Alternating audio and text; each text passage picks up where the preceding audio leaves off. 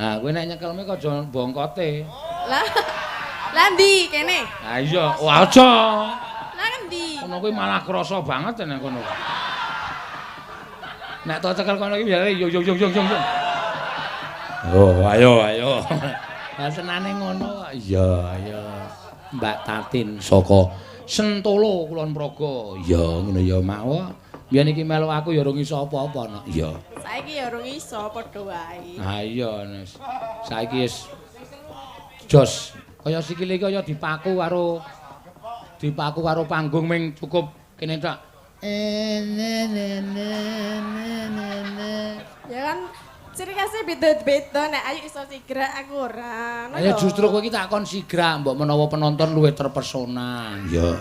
Aku ndak muni plek-plek-plek. Apa ndak? Piye? Ndak muni plek-plek. Ah wong wis disetegani kok muni. Ya mbok menawa muni liyane? Ya mbok. Aku iki senengane ngono. Kowe iki muni ngono wae wong biyen dek opek apa njaluk kates ning nggon aku kae ya ngono. Ngapa? Ayo Pak niki mateng kula senggete ya. Ya ning sing mateng wae lho. Nggih niki mung siji kok. Barang disengget saka njero suarane kok bluk-plek. Lho kok loro tin aku. Siji kok. Coba sing mentah kuwi senggeten. Bluk-plek. Suarane lho. Apa kuwi? Ayo wetengmu kuwi.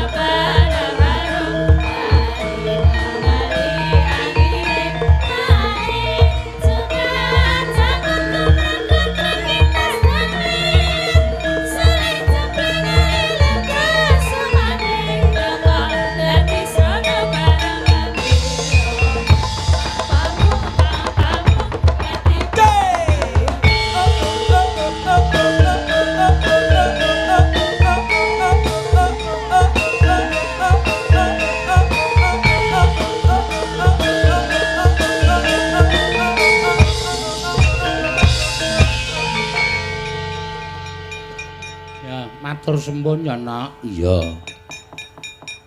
Bengi iki sowan ana ing Kelurahan Depok, Taman Lembah Gurameh, Kelurahan Depok Jaya, Kecamatan Pancoran Mas, Kota Depok, Provinsi Jawa Barat.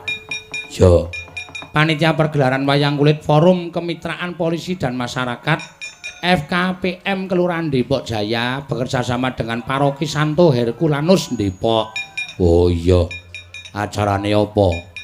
Menyongsong Sumpah Pemuda tahun 2019. Ngono ya 28 Oktober. Bengi iki wayangane tanggal 26 Oktober no, matur sembah nuwun tanpa pepindhan karo para bapak-bapak panitia sing padha lenggah ana ing Paroki Santo Herculanus lan para bapak-bapak saka ya kuwi Forum Kemitraan Polisi dan Masyarakat lan sedaya warga ingkang lenggah ana ing Kelurahan Depok Jaya, Kecamatan Pancoran Mas, Kota Depok, Provinsi Jawa Barat kene ya dipapanake ana ing Kelurahan Depok iki merga ya eneng sejarahe no. Ana sejarahe, ana merupakan perumnas pertama ana ing Indonesia tahun 1976. Oh iya. Penghunine berbagai suku agama. Mula ora aneh yang disebut miniatur Indonesia. Yang asal-usul berbagai daerah Nusantara, Jawa, Batak, Aceh, Padang dan lain-lain. Kabeh suku bangsa lan biyen terkenal perumnas Depok 1 atau Depok Baru. Ya. Ngono ya Mak. Iya, ing akeh-akehe masyarakate dumadi saka pejabat pusat, penyanyi almarhum Bapak Subagio RW 11, Wali Kota Jakarta Utara, wartawan TNI Polri, ASN lan wartawan media cetak lan media TV. Wo. Saiki wis 70% wis padha purna tugas pensiun, wis padha manula. Yo. Diharapkan tetap sehat semua dan hidup rukun. Saat ini sudah generasi kedua dan ketiga sing padha lenggah ning perumnas Depok kene. Oh iya. Matur sembah nuwun ya Mak. Iya. Kelurahan Depok terdiri saka 14 RW lan 108 RT. Ya, matur sembah nuwun. Nek biyen jenenge Perumnas Depok 1 saiki menjadi Kelurahan Depok Jaya, Kecamatan Pancoran, Kota Depok, Provinsi Jawa Barat. Ya. Lan nggon sing dienggo pegelaran iki biyen kondang angker kumuh dimanfaatkan pemulung merupakan fasos fasum Perumnas Depok 1. Ya. Ngono ya Mak. Iya, saiki wis dadi taman Gurameh sing pendak-pendak dirawuhi para masyarakat padha momong putra-putrine mapan ning taman Gurameh iki no. Iya. Mula didadekke ruang terbuka hijau masyarakat bisa olahraga, berwisata secara gratis. Iya, matur suwun. Lan liya-liyane abeh yen tak wacake ora bakal rampung sewengi muput iki no. Iya. Ya sing inti-inti wae Mak. Bengi iki menyongsong Hari Sumpah Pemuda. Ya. Ingkang jaman semono pemudane bangsane awake dhewe iso bersatu, menyatu tunggal basa, tunggal bangsa, tunggal bahasa. Ya. Mula disebut Sumpah Pemuda padha-padha minangka dadi cagak tuwaking negara, minangka dadi saka gurune bangsa iki no. Ya. Merga yen ora kanggo para nom-noman ora saka piyai nom sing padha tresna nyang bumi wutah getih, tresna marang bumi kelahiran sapa meneh. Ya pancen ya bener ngono ya Mak. Iya. Bengi iki nuwun banget dene awake dhewe ingkang timbalan sowan mrene, ya sing rawuh ya akeh banget Bapak Wakil Wali Kota. Ya. Padha uga kepareng rawuh Wali Kota Depok, Wakil Wali Kota Depok, ya wali tegese. Ya. Panjenengane DPRD RI penyanyi Bapak Sadiwo saka Pati. Oh, demben panjenengane tasakuran ya nimbali awake dhewe ning Pati kono. Ya matur sembah nuwun. Mula bengi iki gandeng nedeng lenggah ning Cibubur. Ya. Panjenengane tumuli rawuh ana ing kene no. Matur sembah nuwun tanpa pepindhan. Iya. Ya betek-beteke tresna karo awake dhewe. Mula dengan bengi iki ngadani pergelaran wayang kulit, niate para bapak-bapak mengembalikan sejarah ya kuwi Depok ingkang kondang minangka dadi miniatur bangsane awake dhewe dumadi saka pirang-pirang suku bangsa. Pirang-pirang padha rawuh ana ing kene, menetap ana ing kene, disuwun kanthi banget tetep bersatu aja nganti congkrah ya no. Ya. Merga kerukunan kuwi dadi lambaran becik apa wae. Apa wae iki yen dilambari saka rukun, dilambari saka manunggal, sing abot dadi enteng, sing angel bakale dadi gampang. Ya, pancen ngono. Tur urip rukun ki penak, tentrem, ayem. Ning nek urip ora rukun wis to, metu saka omah mlaku sithik wae atine wis was-was, atine wis ora jenak, atine wis ora jenjem. Mula apa yen to awake dhewe tansah rukun, urip tembayatan ana ing bangsane awake dhewe iki. Ya. Aja nganti padha cecongkrahan. Ya pancen bener. Kena ngopo kok sing dipilih wayang? Wayang minangka dadi media sosial. Ya. Lumantar wayang iki iso dilantarke apa kang dadi wigatining para warga masyarakat, wigatining bapak-bapak panitia. Ya. Tur dasare wayang taun iki lagi luar biasa, menyongsong uga Hari Wayang Nasional tanggal 7 November no. Ya. Bakal dianakake pirang-pirang pergelaran serentak ana ing seluruh Indonesia. Ya pancen bener ngono. Awak dhewe entuk jatah ning Marakas tanggal 9 November. Oh ya, Marakas Bekasi ya. Mula tak suwun kanthi banget PWK Jabodetabek lan kabeh para warga masyarakat pecinta wayang padha rawuh wiwit tanggal 7, 8, 9 eneng Marakas. Ya. Ana pertunjukan wayang neng kono ana menyambut hari wayang nasional dan menyambut hari wayang dunia. Ya, pancen bener. Panjenengane Bapak Kundang sing paring dawuh. Ya, sing wis kepareng apa jenenge iki nimbali karo awake dhewe sarta nyengkuyung lumadining pergelaran wayang iki maringi ngampil gamelan wayang sistem panggung terop lan sak piturute no. Ya. Wis ya aja kesuwen iki layange akeh banget sing padha tiba ning kene. Ya. Nganti ditumpuk kaya tak kira nek amplop piyaga boludu. Ya. Wah, matur sembah nuwun. Ya. Ki saka-saka sing tak buka sing saka panjenengane Pak Sadewa DPR RI sing lenggahe ning Pati sing urung suwe nimbali karo awake dhewe no. Ya. Buat Limbuk ya nyuwun lagu Goyang Semarang. Oh ya, Pak Sudewa DPR RI matur sembah nuwun. Nah, karepku ki njaluk lagu ki gampang tur sawere akeh. Ha iya. Ngono ya mak gampang. Goyang Semarang klintang-klintang ngono kuwi mengan. Kula nuwun Pak Dalang kula Ki Demang Samijan asal saking Bukit Api Purba Nglanggeran Patuk Gunung Kidul. Ing mriki kula lenggah wonten Jalan Mawar 5 Perumnas Depok nyuwun lagu Sriuning nggih. Mangke kula aturaken Bapak Sudarso. Oh nyuwun napa? Alon-alon nek layange akeh iki ya tak suwun para lenggah sabar ya. Mengko mingkari ngaturi siji lan sijine ya. Sugeng dalu kula penggemar Mbak Elisa dan Mbak Tatin. Oh. Kula nyuwun tembang Podang Kuning Mbak Elisa, Gubuk Asmara Mbak Tatin matur nuwun. Bucangik lan Mbak Limbuk. Ya. Kembalikan ke amplop. Ya. Iki dudu hake awake dhewe. Mengko ndak ora apik kedadiane no. Ya. Iki hake Tatin karo Elisa. Ya. Nyo, kakekke kuwi Mbak Tatin Mbak Elisa. Dengaren kowe kok iso kaya ngono. Aku ket biyen. Aku ki wonge kaya ngono kuwi kono. Ming mergo lambene sinden-sinden ki dikira aku cetril. Iya. Dari Mbah Mo Harga Wilis Kokap Kulon Progo. Minta fragmen ketoprak. Oh iya, matur sembah nuwun. Iya saka Tatin, nggo Tatin meneh kok. Nya. Lah tak dikekke aku. Sugeng dalu bucange kula penggemar Inggit Purwa. Iki penggemar Inggit Purwa. Nyuwun gending rengu saking kula Bapak Yanto PRP ingkang nyekar Mbak Tatin suwun. Wolah setan. Nah. Ning catatan lho iki ora entuk nganggo piyagaku. Dadi kowe nembang dhewe sak karepmu kula apraop. Nek nganggo piyagaku ya itu bawa ke sini. Iya. Wilujeng dalu kula liya apa liya? Nanang PWK Jabodetabek saking Ngawi Jawa Timur.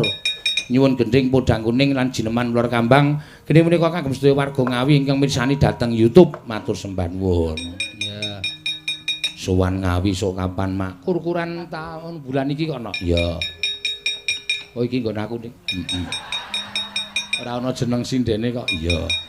Alon-alon mak. Rasa kesusu kae tenan kok. Ya. Ning ya kabeh ora dicaosi, mergo nek caosi entek wektune. Lah iya, didom karo gara-gara. Sugeng dalu Pak Dalang kula nyuwun gending Podang Kuning ing karo Mbak Elisa. Kagem sedulur IKK, Ikatan Keluarga Kaliwaru. Semoga tambah maju rukun saklawase matur sembah nuwun saking kula Supriwirya. Nah iki lho. Semoga tambah maju lan rukun saklawase ikatan keluarga besar sing padha nggandeng Jakarta iki tetep nganggo semboyan rukun bakale apik. Ikatan siji lan sijine saka Kaliwaru, saka ngendi iki padha rukun mesti bakale apik lan becik. Ya. Nyosanyo. Elisa. Wis lumayan dirumpukke nyeket-nyeket mbangane. Iya. Nah, iki matur sembah nuwun. Sugeng dalu saking PWK Jabodetabek bari nyuwun lagu tembang kangen sinden Mbak Elisa. Nyidam Sari sinden Mbak Ayu Purwalestari matur sembah nuwun. Nah, lumantar cangkemku tok. Ndak digrenengi. Aku ki soalé gampang krasa no. Iya. Anggere muni bali mayang, ya. Monggo jarake adoh ngene iki aku nak senengane bareng karo kanca-kanca. Ya. Tur mesti jog bis ki tak longi loro, tak gelari kasur. Ya anggere kula turu ora jenak. Nglilar-nglilir ki mesti dirasani, Don. Ya. Minta lagu Cendol Dawet sing nyanyi Mbak Elisa, Busri saking Klaten. Nyo sanyo.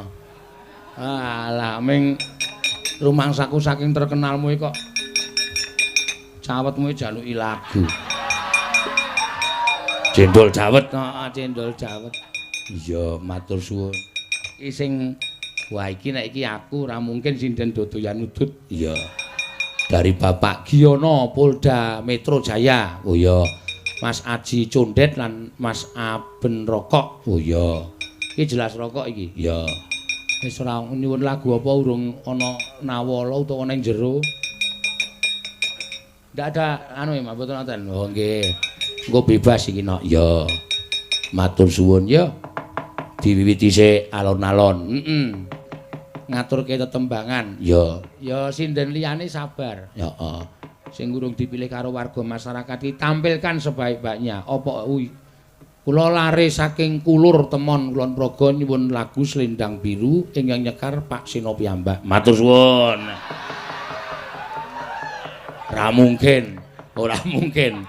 Lah nek aku terus ora entuk apa-apa e. Iya. Ya wis pokoke kuwi hakku kok ya. Nggo diaturake ya. Matur suwun, matur suwun. Ya. Ayo, mboko siji kuwi ana layange to, ora usah dadak aku ndangu. Tembange apa? Ya. Ayo Mbak, ikan dhisik. Ya. Ki sing saking Gunung Kidul tak caosi sindenku sing saka Gunung Kidul. Oh iya. Mbak Ika Suhesti, monggo. Jumeneng, Mbak. Ya, iki saka Gunung Kidul. Ya, wah. Wah, ketok. Rai kok bathuk tok. Ya ben ketok. Ah iya. Iki akeh lho kan sedulur-sedulurmu akeh kan ning kene iki. Nggih napa? Wo, pirang-pirang. Iya. Iki mau bapak-bapak sing padha salaman karo aku. Kula saking Playen, kula saking Semin, kula saking Ngelipar oke banget. Mula iki ya termasuk apa jenenge iki sedulur-sedulurmu kowe ya saka Gunung Kidul. Iya. Nggih, matur nuwun. Ning kula ora dijaluki lagu kok. Heh? Ora dijaluki lagu. Engko tenang wae kowe. Iya. Aja kuwatir, engko kowe mbayar sapa ngono ning jaba. Toko nulis layang terus kok njaluk aku. Iya. Ya ora apa-apa, Mak. Iya. Teh tombok. Heh? Ora disawer malah tombok. Ya ora apa-apa sementara golek jeneng ki aja golek jenang sik. Wong pintas ki golek jeneng sik, nek wis jeneng lagi jenang. Nek jenenge wis entuk, jenang ki teko dhewe. Oke. Tegese kowe ngerti ora artine kaya ngono kuwi. Berusaha dulu, ana tetembungan berakit-rakit ke hulu, berenang-renang ke tepian, bersakit-sakit sik, bersenang-senang kemudian. Iya. Elisa iki mbiyen yo lek ku gojlok kaya ngapa nganti dadi kaya ngene iki. Iya. Mula ya Mak, iya lek ku ngajari tenanan mbiyen isin kon ngadeki. Isin, Pak. Badan saya kecil, enggak apa-apa. Yang disukai ada yang kecil, ada yang besar. Iya, selera ya. Nah, selera. Iya. Ayo. Niki napa nggih? Ayo nyaut panyuwunane sinden siji sik kuwi. Gubuk asmara ya kena. Ya. Sik disuwun niki. Heh? Sik disuwun niki. Ora apa-apa tok tembake ora apa-apa. Aku teknik, engko tok tembangke terus dite tok jalukne aku separo. Yo mesora entuk to ya. Mesora entuk wis mlebu ning tas kabeh iki. Ya wis ora apa-apa kok ya. Ngopo Isa? Ya, ora apa-apa ditembangke, Mbak. Napa riyen iki? Ya. Gubuk asmara. Gubuk wis. Kowe iki terkenale gubuk kok. Iya. Mangga. Nyingkar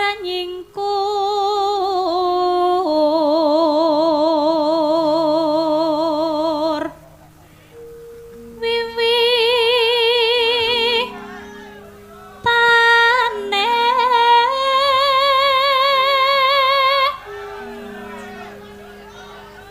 napa nggih?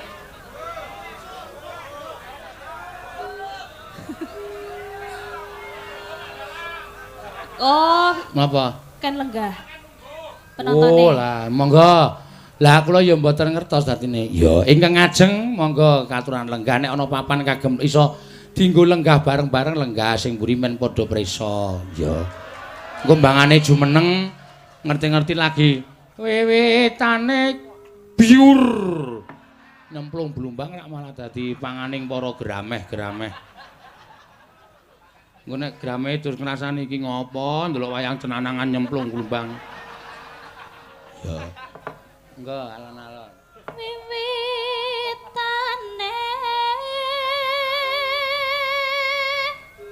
nyingkar nyingkur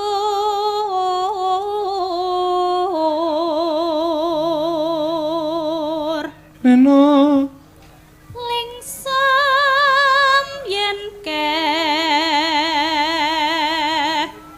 mutan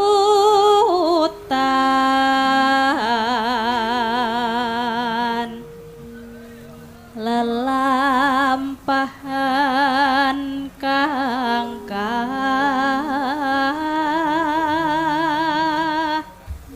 wuri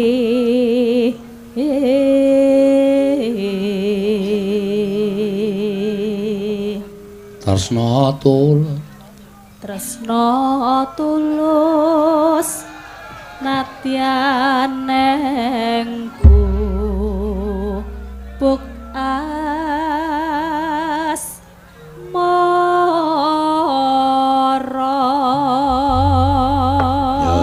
lenggah pokoke sing sareh sing pekoleh ya nek ngarep ana papan dienggo lenggah ya iso lenggah ngono ya mak saking sesake nggone ya jane jembarno ning merga keponto-ponto ana blumbange kuwi dadine dadi ciyut nek upama blumbange iki diuruk sike ame ngarep wayangane kok ngentek-entekke dadak nguruk blumbang ayo mbok menawa kok merga nek nganti usuk-usukan ki ya bakale nek ora sareh ya dadi masalah lho. Iya. Lungguh. Ale lungguh kesusung lungguh ndase kancane. Matane. Sosok kadang kalau malah gawe geger. Iya. Monggo, yuk. yen liwat aku kelingan kupenge pengen tak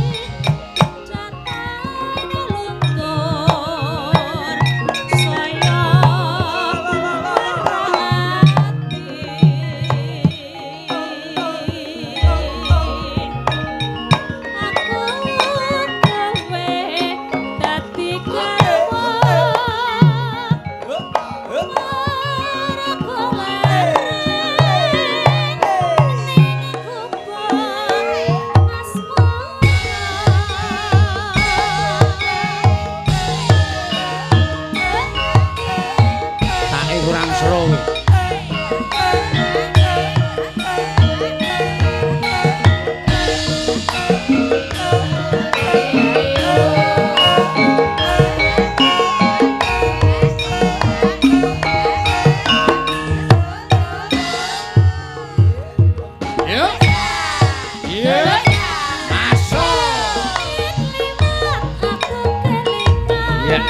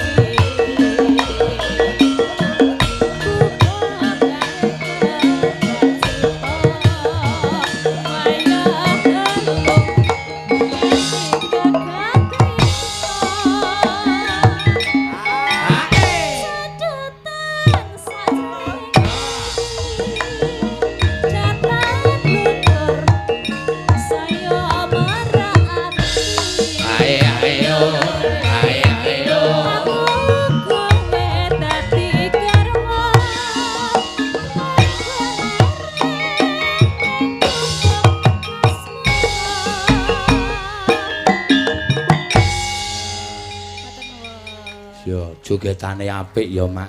Ambiyan iki nek rata dandani iki penyanyi dangdut kok ono. Oh. Penyanyi dangdut nganggo kathok cekak ngono kae. Ha kok iso ketemu. Aku miyar ya penggemar. Oh. Anggere ndelok ngono, wah nek muni megal-megal wong nang kene bokonge iso tekan Taman Mini ngono. Sut ngono wah. Bocah iki kok suarane apik sajake. Nek tak dandani dadi sinden kok becik. Oh iya, ndalae kok terus gelem nyinden. Iya.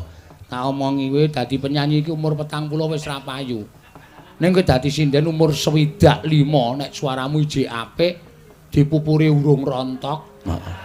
Kuwi bakal isih payu no. Wah, terus pindah haluan. Terus dadi penyanyi dangdut. Iya, ngono ya. Heeh. Ya iki mau wis dilambari karo Mbak Ika Suhesti saka ngendi? Saka Tanjung Sari Gunung Kidul. Oh iya. Gunung Kidul Tanjung Sari Kemadang kono pelosok wetan. Iya.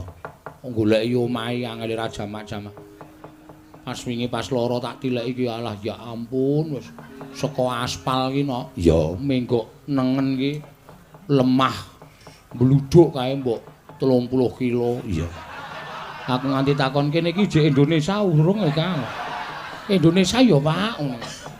Kaya wis ora ana wong-wong mula tanggane adohe ra jamak-jamak. Iya, ngarep kebon kayu jati jembar bahkan kok tanggane mencit ning dhuwur gunung kae. Iya. Anggere ngabari wis oleh. Heeh. Ya ora apa-apa. Nek ya bocah kono malah ayu-ayu ya, Nak. Iya. Monggo banyune arang lho. Heeh.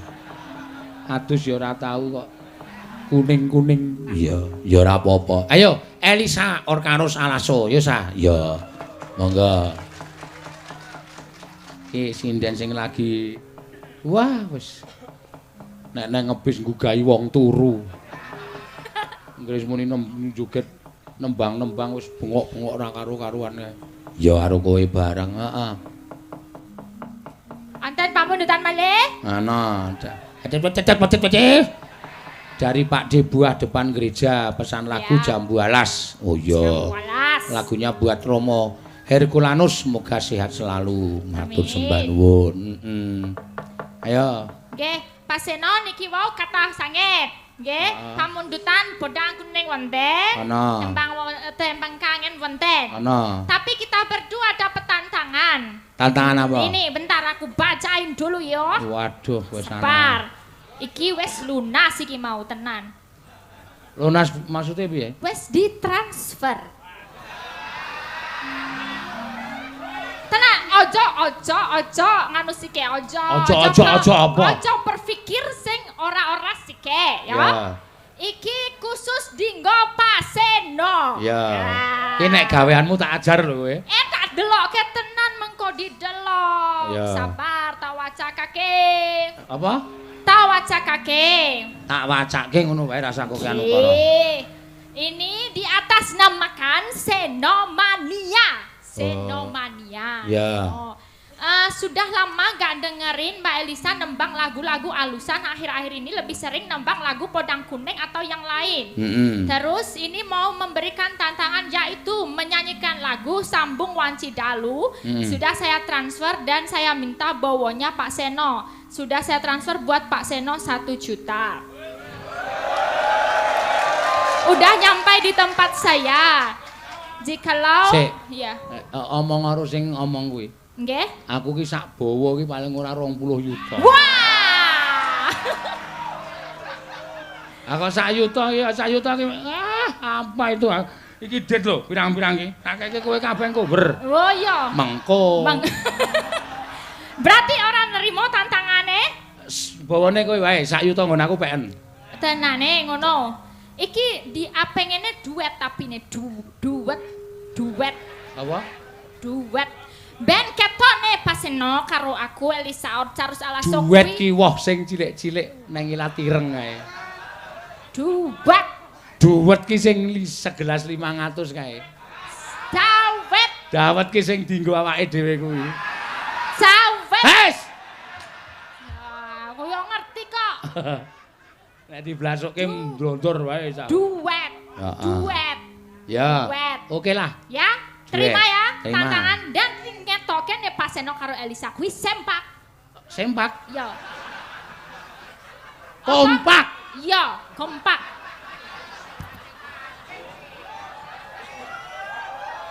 Cawe itu omongane ceplas-ceplos. Ngetoke Tenang nek. lho iki bener. Ngetoke nek awake dhewe iki sempak. Sempak. Iki aku kurang ngapusi ya. Delok. Delok tenan. Ini yang memberikan kita penginapan. Oh ya. Tapi nggak mau disebut namanya, mau atas nama Senomania aja. Oh nggih. Tuh mintanya Pak Seno yang bawa. Dadi ra sulak-suluk wae, pisan-pisan bawa. Putra kok ngopo. Wong mayang kok kon ra entuk sulak-suluk ora. Aku caretane njaluk. Ya, iki buka kakek. Ya. Elisa wis tau suluk. Iki dalang padake S1 dalang ya. Ya. Mboten apa-apa nggih, mengke Podang Kuningnya balik. Ya. Mulai ya, Pak.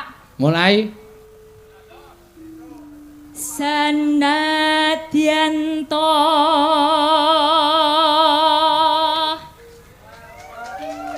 tangkap bumi langit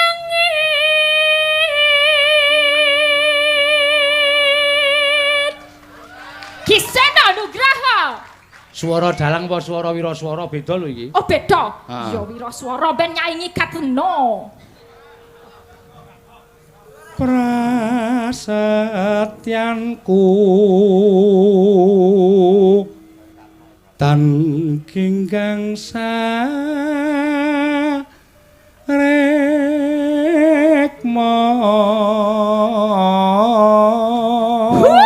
Kasih tepuk tangan buat Pak Seno Nugraha. Kene apik wangun dadi wiraswara. Atene aku medhun derajate. Oh iya ya, Pak. Wiraswara ki tak bayar kok aku dadi wiraswara. Emoh.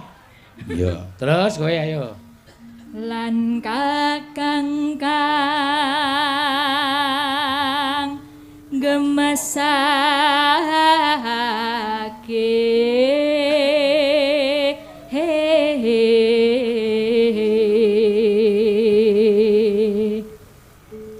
yakti pengen tak bener ya? Bener. Tembung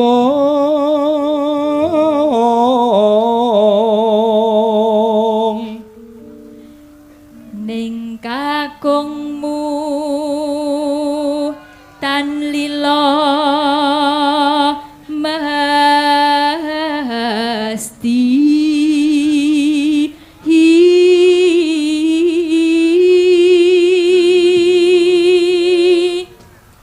kandheking panggraita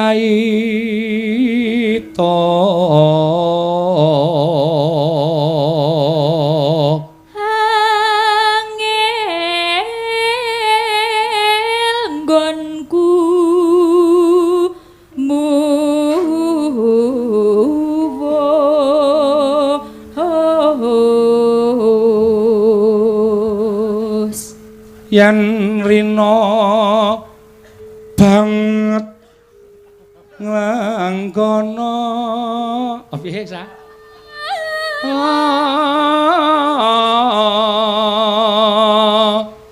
ganti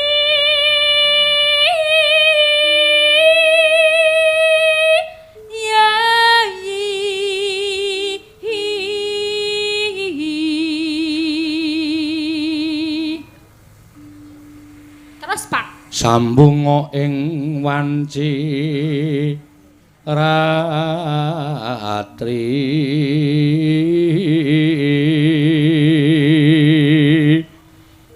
karya sada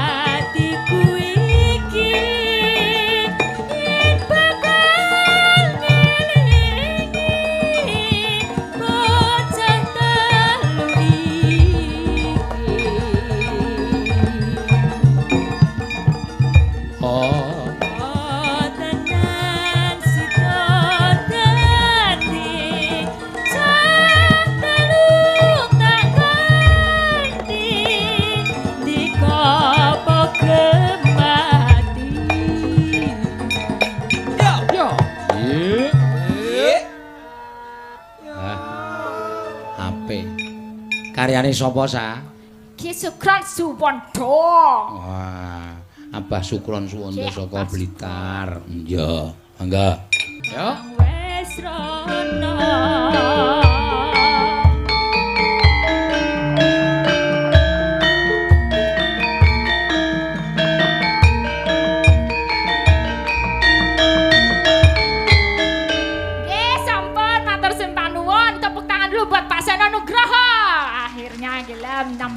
jos tenan. Sembah nuwun. Akhirnya gelem nembang dengkulmu kuwi ora. Lho tenan kok berani terima tantangan yang ngene iki dalang wangun tenan. Dalang wangun tenan. Nek ra wis ana wiraswara ana sinden iki jane aku perlu bawa. Oh iya. Ya, ndak dikira aku bawa mung mergo disawer. Nek ya seneng jane. Ya kadang kala. Konjo seneng jane ora.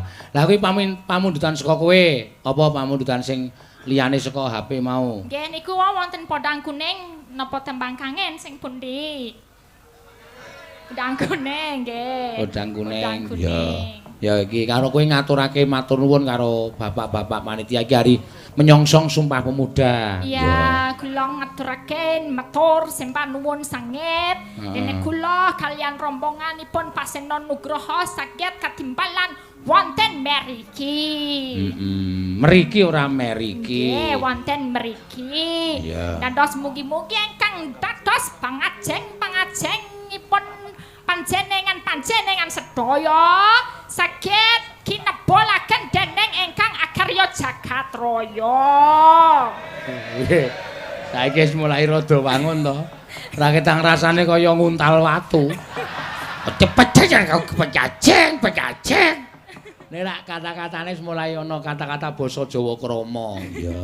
Ya, ngono. Tapi yo apik tenan iki dadi pelopor ngono ya, Pak. Pelopor piye? Ya nggo Sumpah Pemuda kan kuwi mengumpulkan dari berbagai suku. Iki sing nonton ya ora mung wong Jawa, wong Betawi ya ana, macam-macam agama ya macam-macam, ya Islam ya ana, Kristen, Katolik kabeh ana ning kene. Jadi mugi-mugi ya dipersatukan dengan onone wayang kulit, Pak.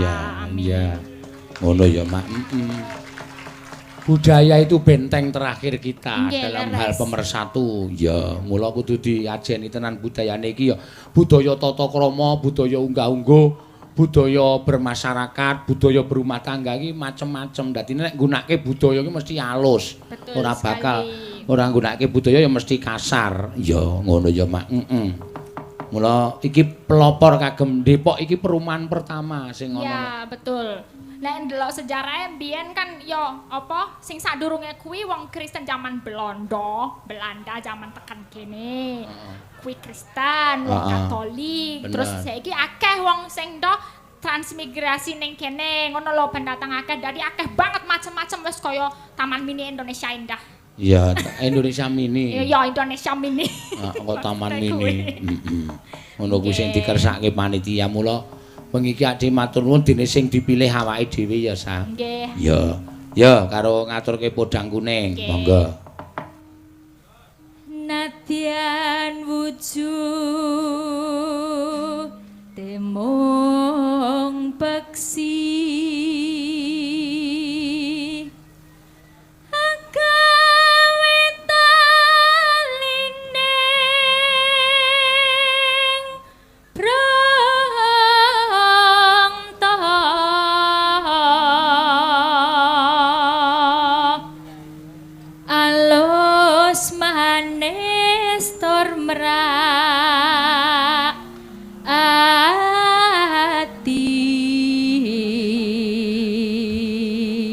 Neno wasawenggon kula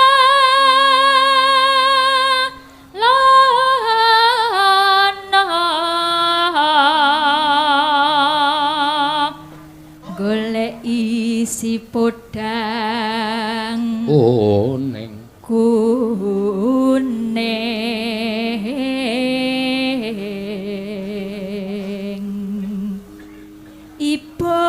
bunga henga tiku neno nyanding bisa dadi tombo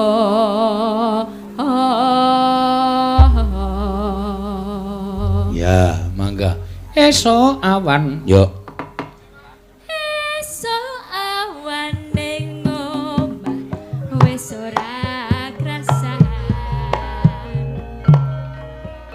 uyuran anggoleki sing tak sayang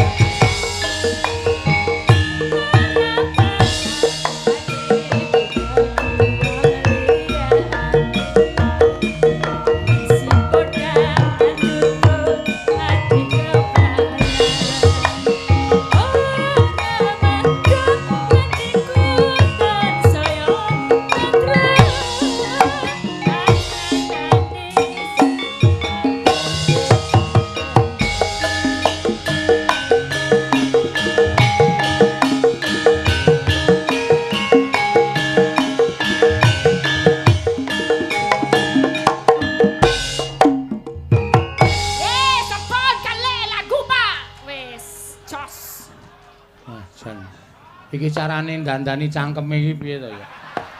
Lah piye? Ki nek ndi papan anggere rampung iki tak kon harus. Wes rampung, Pak. Ayo lagu Pak Jos. Iya. Ayo ciri khase ngono kuwi wis. Bocah ra iso leren tenan kok iki nok wis. Nggo leren ki nek anggere kena lelara masuk angin terus gletak ngono kae wis. Ming leren nek urung ya ora bakal leren. Ya. Iki mengko kowe isijin karo aku medun bar gara-gara. Arep ndi? Ngoyak pesawat. Oh, ngoyak pesawat. Aku ya tau nek oyakan kono mbok nganti lempoh nek kecekel aku. Tegese ngoyak pesawat ki, ngoyak jam ki bali terus esuk arep pentas meneh. Oh, ora bareng kanca-kancane. Ora. Ayo wis ben ra apa-apa wis nengke men tekor mbok men. Iya. Ya ora apa-apa ya, Mak. Ya matur sembah nuwun Mbak Elisa. Ya, saiki genti sapa? Sing nyuwun anu entuk layang-layang kuwi didhisikke no. Ya. Mbak Ayu sik, mengko sing karit nganu bar Mbak Ayu, Mbak Tatin. Ya. Mbak Ayu monggo jumeneng. Ya, yo. Kula dibengoki ya, Pak. Kula dibengoki. Dibengoki muni piye? Lah niku. Ah piye maksude? Nggih dibengoki. Lah niku, Pak. Ora apa-apa ya. Ku saking ngefene karo kowe kok ya. Iya. Ora usah wedi. Ya dibengoki iki biasa. Aku dibengoki mabur malah ora dibengoki njukan. Padake manuk emprit. Iya. Semono manuk emprit. Mangga. Mau pamundutan apa sing nyuwun kowe sing nyekar? Ning ditulis nang nggon layang mau apa? Lah napa? Lah kuwi dilumpuk Elisa ku ya ora tok ditakdum to sa. Lah ya kuwi nang kono Mbak Ayu men dong nembang apa? Piye? Aku kon bukai kabeh iki. Ah. Wong Ngidam Sari. Apa? Nah, mau didumke nyiji-nyiji aja dilumpukke ngono kuwi. Ha kuwi Oh, sik. apa kuwi? Ngidam Sari, Mbak Ayu Purwalestari. Oh. Ya, sih. Lumayan, Cak. Ha iya. Mangane becak mumpluk kowe. Mangane becak nggih. Mangga. Yo, Nyidam Sari monggo. Inggih, Pak.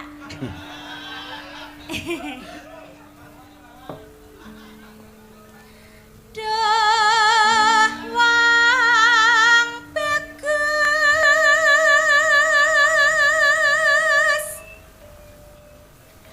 babejening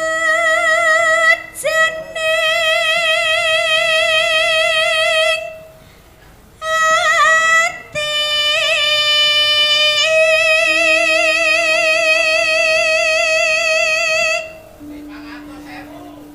nggih pundi no?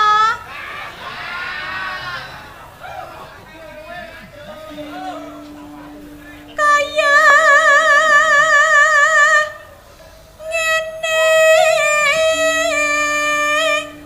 wong nandang asmara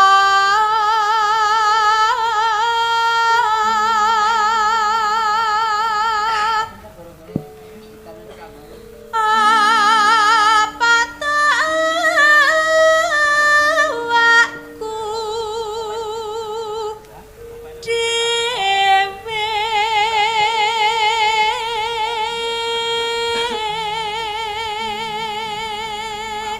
Enone duh dewa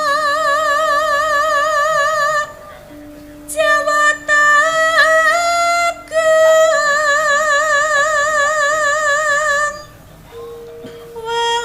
welas samring Pak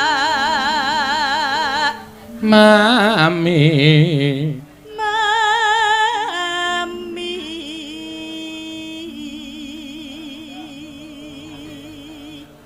Besok kapan? Besok kapan katakan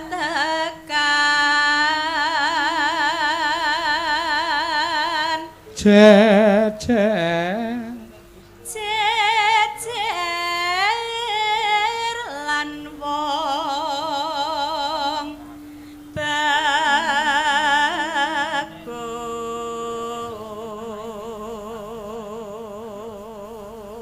umpamakna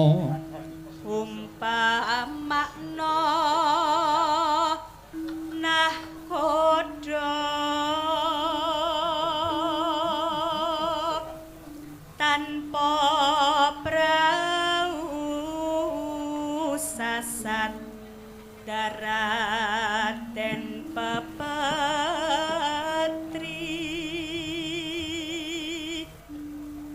ngidam sari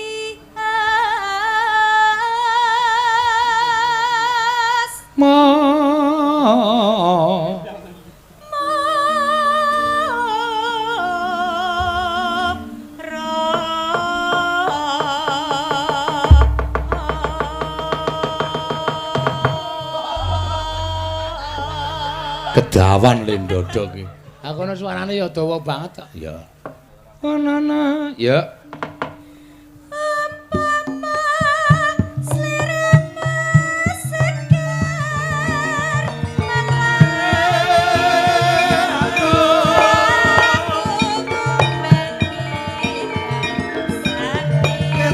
Kali ngolon apa setiane kalakon.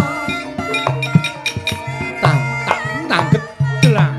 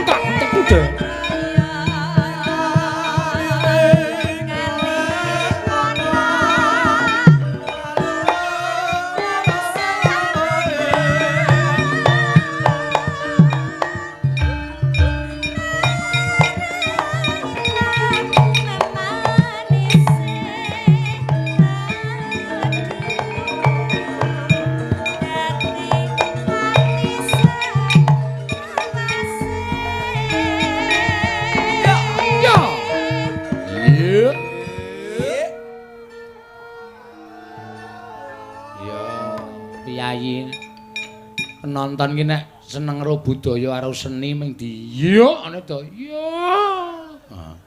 Jejere abu apik.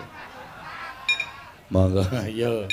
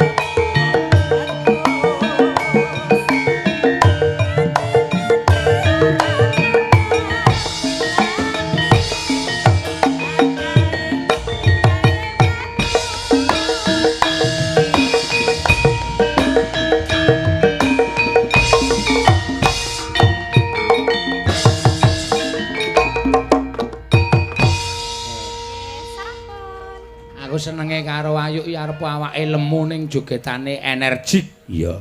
Mlayu rono, mlayu rene. Delokke wong karo gila-gila. Mas. Nyenengke ya, Mak. Iya, ya apik ya. Matur suwun, Mbak Ayu. Nggih, kula betah nggih. Ha iya, kuwi jatahmu kok. Nggih. Lho, tambah Oh, meneh. nggih, matur nuwun. Wah. Yo, aku kok guyune kaya cangik yo. Matur nuwun. Iya. Pokoke anggere nyambut gawe total iki mesti penonton ki mesti apresiasi. Ya, ngono ya, Mak. Iya. Kae disumbangke tambahi sawere, tambahi nggo anu tuku parem men nggo awake ndak keju. Iya, ngono ya, Mak. Aja lali nak uga matur sembah nuwun karo panjenengane Bapak Imam Sujadarga. Ya, Ketua FKPM Depok Jaya sing wis paring papan transit karo awake dhewe iso ngaso, iso nonton TV mawawan sedina diparingi apa-apa. Ya matur nuwun panjenengan Bapak Imam sak keluarga ya Mak ya. Ya Tin gentenan. Ya Tatin ya.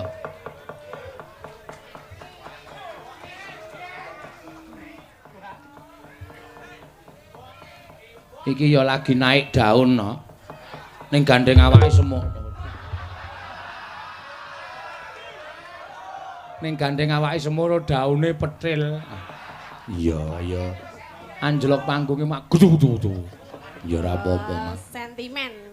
Sapa sing sentimen? Kanca-kanca ya. Ya ora sentimen itu ki memberi apa jenenge iki? Apa? Iringan nek carane penyanyi spot. Ya. Masa sepate ngono lho. Lah ya sepote ngono ki delok-delok awake kok. Lah awake kurang piye ta? Ika kuwi awake kaya ngono. Ya, kuwi medun ya paling ora dinae spot. Lah kuwi wangun. Nek kuwi arep disepoti kaya ngono ya ora wangun ya sepoti ya ming dream diglundungke kuwi. Iya. Mbok rahasia-sia ngene ya apik lho, ora lemu banget kok. Hah? Ora lemu banget. Sing kandha sapa? Aku. Ora lemu banget ki mergo tok stageni kuwi kok. Iki nek ora nggo stagen ya wetenge kewer-kewer ra karo. Ya ora. Demes ya iki. Demes apa?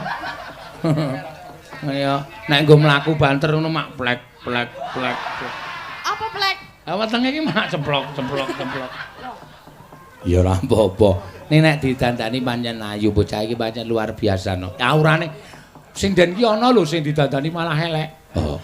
Ana ya mak, ana nek preman malah utawa biasa malah ayu ning barang didandani malah njuwowok ra karo-karuan ana. Ning nek Tatin ki nek kowe nek nonton pamirsa ki anggere muni ya Tin medun keploki ra ngerti asline. Wo. Kowe nek ngerti asline, wow. Lah napa? Cantik kan? Cantik. Cantik, Iya. Iya, saiki nek nyandang wis modis. Wah iya. Nganggo kathok gojag-gajeg. Oh iya. Sepatune sepatu ket. Wong sikile ukur 41 kok nganggo patu ukuran 37. Ha iya. Masa patang halo, tes. Ah, kowe nek nyekelme kok aja bongkote. Lah ndi kene? Ha iya, wah aja. Lah endi? Kono kuwi malah krasa banget nek kono. Nek to cekel kono iki biasane yo. Oh, ayo.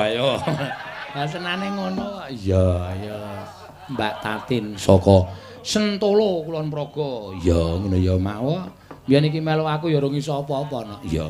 Saiki ya urung iso padha wae. Ha iya, Nes. Saiki wis jos. Ya, iya, diaturke. Nembang apa pamundutan sing dene Niki mau ngampuk. kathah sangat Pak, enten WA saking Mbak Deta. Putrinipun Pak Imam. Heeh. Nyuwun prau layar. Oh, enggak terus. Nggih, terus niku wau enten Rengu, enten Gobok Asmara, enten Fragmen. Wis, pas. Enten Ora tuku kaset, wis rasakno kuwi. Iya. Iya. saiki. Ben sempal cangkemmu ae kowe. Terus piye? Ayo dituruti kok terus piye? Nek ora tok turuti sing nyuwun-nyuwun sing ora iso tok aturke kuwi balekke. Lah balik. Kuwi nek tok tampa duwite ora tok turuti karam tok pangan ra dadi daging. Lah sing ngene sing endi? Ayo mbok takokno mengko. Niki kula rengu mboten saged ngaturaken jam entek niki sinten kok ora ana wong maju keke. Apa tak umbukke sik tak engko tak keke esuk-esuk piye? Haram. Hah? Haram. Biasa.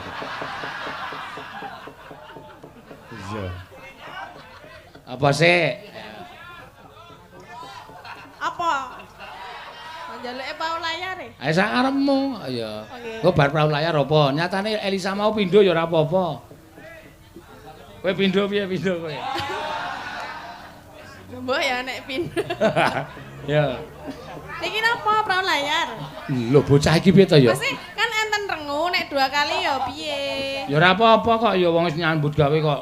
Perahu layar wae ya. Perahu layar wae engko bar perahu layar terus bawa apa daturke. Ya. Nggih, rasah nggowo nggih. Rasa ya ora apa-apa. Perahu layar kagem keluarga Pak Imam. Ya, mbangane Bu iso Imam. ra iso transit kowe. Nggih, wau pun dinunuti bubuk. Heeh. Awang kok nek nganti ra tok aturi, badhe tanesu omong bapakne. Ya, mau Pak Imam. Oh, Mbak anu sinten-sinten entuk dandan anu salin ning jero kamar tati ning teras wae modare.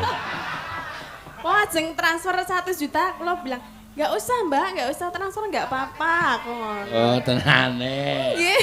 Kaya kowe kok radian 1 juta. Wong kowe iki tak bayar kurang 50 tele mlecit. Lah ya aku nek karo wong liya ya ora kaya karo jenengan to ya.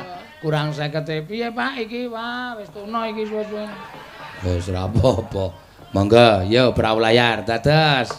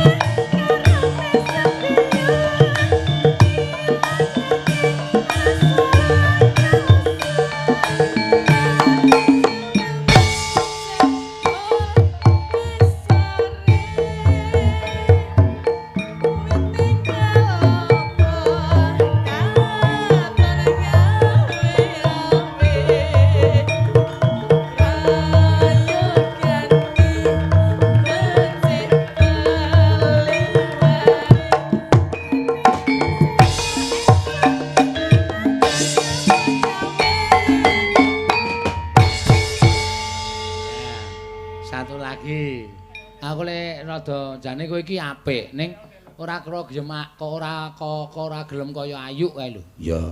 Apanya? Lha joget. Heeh. Kaya sikile kaya dipaku karo panggung ming cukup kene tok. Ya kan ciri khasnya beda-beda nek Ayu iso sigrak aku ora. Ya justru kowe iki tak kon sigrak mbok menawa penonton luwih terpesona. Iya. Aku ndak muni plek-plek-plek. Apa ndak? Ndak muni plek-plek. Ah wong wis disetegani kok muni. Ya mbok menawa sing muni liyane? Ayo mbok. Aku wis senengane ngono. Kowe iki muni ngono wae wong biyen dek opek apa njaluk kates ning nggon aku kae ya ngono. Ngapa? Ayo Pak niki mateng kula senggete ya. Ya ning sing mateng wae lho. Nggih niki mung siji kok. Barang disengget saka njero suarane kok bluk-plek. Lho kok loro tin aku. Siji kok. Coba sing mentah kuwi senggeten. Bluk-plek. Suarane lho. Apa kuwi? Ayo wetengmu kuwi kok. Iya. Iya. Weteng. Dibawani. Ya. Napa? Ayo kuwi rengu apa? Wonten rengu enten sesideman. Ya sesideman ya rengu ya kena. Heeh. Kabeh lisae muni kabeh. Oh, kowe iki ana wong dibombong sindet kancane kok kabeh lisae kok. Kaya kowe iki ora akrab karo Lisa kok njur Ora diketan. iki musuh iki jenen karo aku. Napa niki? Sesideman. Oke. Nah, sesideman. Nggih. Oh, kalih Bapak Pak Sigit. Oh, Mas Giono iki saking Polda Metro Jaya. Nggih. Oh, Mas Giono iki mau wis Mau sesideman. sesideman nggih Oh, wis. nggih, ajeng bawa napa nembang? Rasa kuwatir kowe nek karo Mas Giono wis disiapke nek ra dikai dit ya dipestol ndasmu. Apa duwe pistol? Weh. Ya ngece kowe. Pestule dobel kuwi. Kok double? Jenengan gadah pistol, Pak? Gadah. Gadah. Gadah. Mbok kula tak ndelok. Isin. Hah? Mboten angsal. Mboten dibeto. Mboten. Oh, ora digawa kok. Pistol dinas karo pistol pribadi. Nek dinas, Nek dinas ki tuwar ngono. Pribadi? Nyawa suda siji. nek pribadi. Nek dinas ki nek ditor Ah. nyawane suda siji. Ya nek dinas tor. Aku rak meng ngomong dinas ton tuwar nyawane. Kan suda. ada dua. Ah, iya. Yang pribadi, Nek Nambah. Nambah nyawa. nambah nyawa nambah jarene. nyawa. Aku milih sing dinas apa sing pribadi? Ya aku urung delok Isin. Monggo, Pak. Iya. Kali kula. Oh nggih. Wiwitane anderek sang pekek. Pak Giono kuwi nyambut gawe nang Polda, julukane Napa? Musang. Apa musang? Ha iki rambute slewah kaya musang. Oh tak kira ana artine apa lho. Aduh, Musang. musang. Mangga. Dadi padha le jenengan nggih. Piyagone jenengan ya ana Sapa? genjik.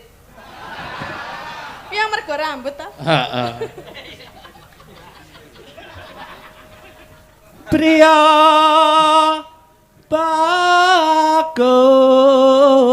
bagus kang olah budaya.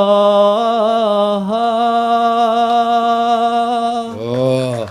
Dadi aja dumeh, aparat iku ora mung kejem, kuwi ora rejane ora kejem. Nyatane dia berbudaya. Iya. Beliau bisa nembang. Suaranya juga bagus ya. Juga bagus. Iya. Ya.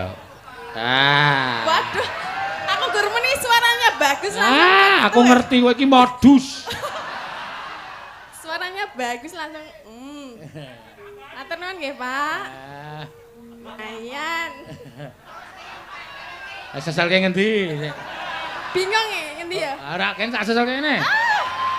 Jono. Kula napa jenengan, Pak? Sawan menyang kutha gedhe.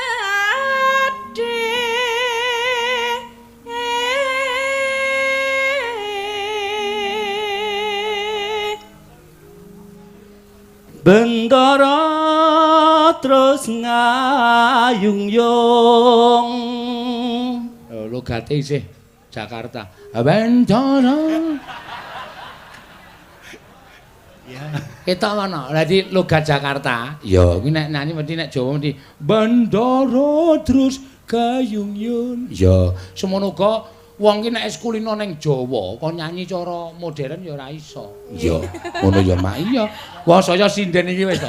Ayo kae kok nyanyi cara modern ra iso mesti. Ya, lagune mesti wagu. Malu aku malu pada semut merah. Menguwah. Ya.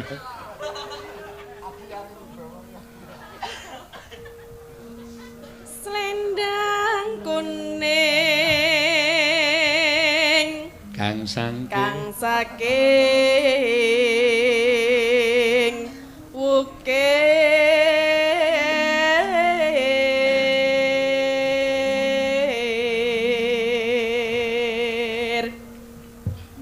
Swara kurang permono ning wasis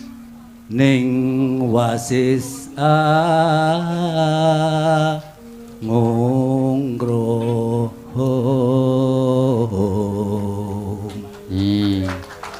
Isen.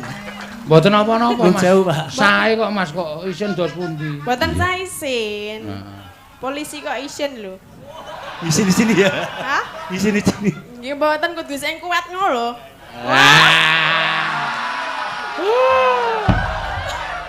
Oh iki modus iki. Lah piye to? Aku sampean kan ya tak alem terus iki. Ayo, jajal lho. Kowe tok alem terus ngene set. Kowe anggere entek. Wah, jan sae lho suarane klek-klek. Wor. Lusut. Laguna ya le njaluk.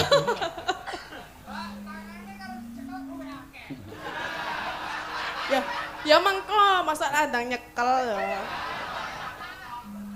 Ono sapame. Anggung marang bendara, betul enggak ya? Iya. Tiasu. Ya ki nang Jakarta ya bahasa Indonesia ya. Tiasu lestyo pijer ngincangake alis Terus tresno sesidemang. Lihat ya Pak.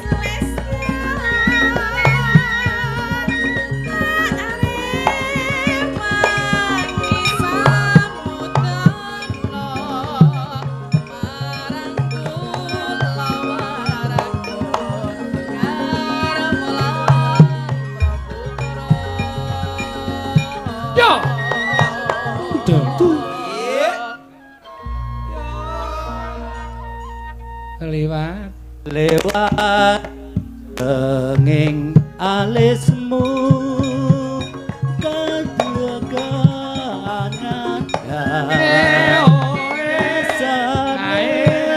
hatiku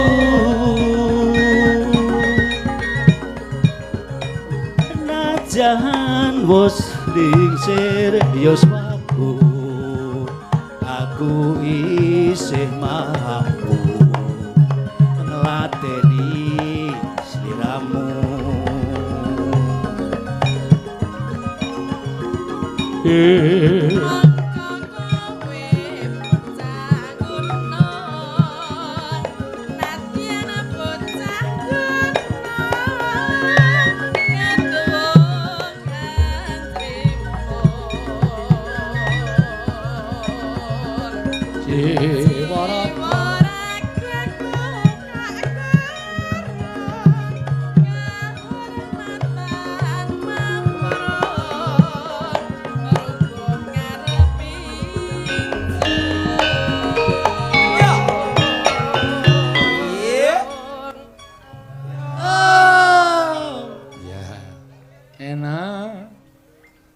Urip ana kutha gedhe kowe tak tukake masa isine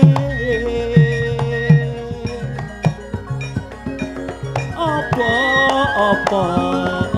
wae najan seside pasti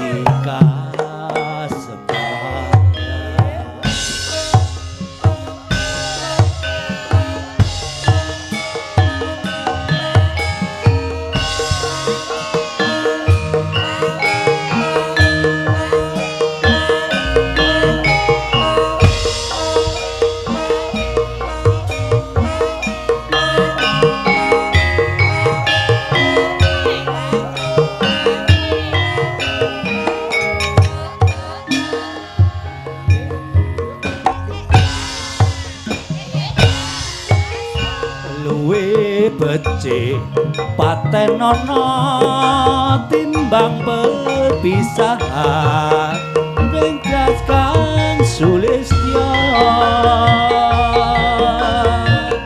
tak rewangi samudana marang kulawarga dan pisan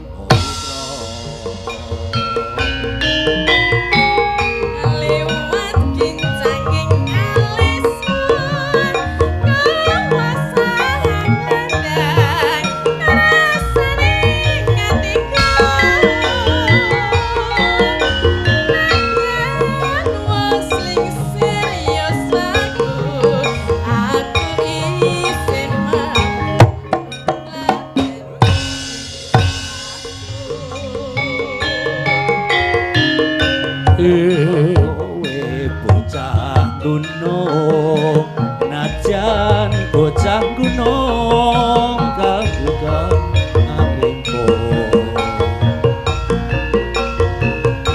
jiwa ragaku tak kurung benabatan mamprong ing karo iso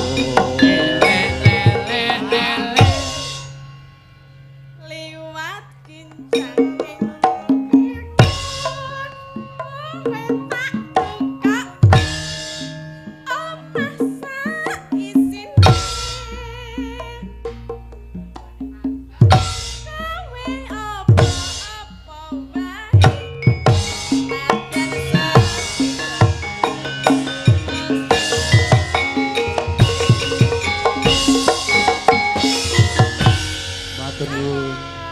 suwun Mas Giono. Matur nuwun nggih, Pak. Nggih, suwantene jan apik tenan. Ah, ora usah aneh-aneh. Lah piye? Lho, suwanane apik tenan lho. Suwantene apik tenan, cuwor bathukmu modar. Iya. Wong anggere arep apa jenenge ngalem arep ngalem. Ono sing walwel-walwel ya. Suwe-suwe abut. Ya. Wis bali. Ya. Pamundutan liyane mengko diaturke gara-gara ya nek jam 1 kurang wisan. Ya. Mengko ndak wektune entek, ndak malah ora prayoga kedadiane, lakone ora kecekel ming ketungkul seneng-seneng ndak ora prayoga. Ya. Ngono ya, Mak. Iya. Kudu sing adil. Kecekel lakone ya kecekel guyonane ya nyandak. Ya, ayo Mak tak aturake. Monggo, Nger.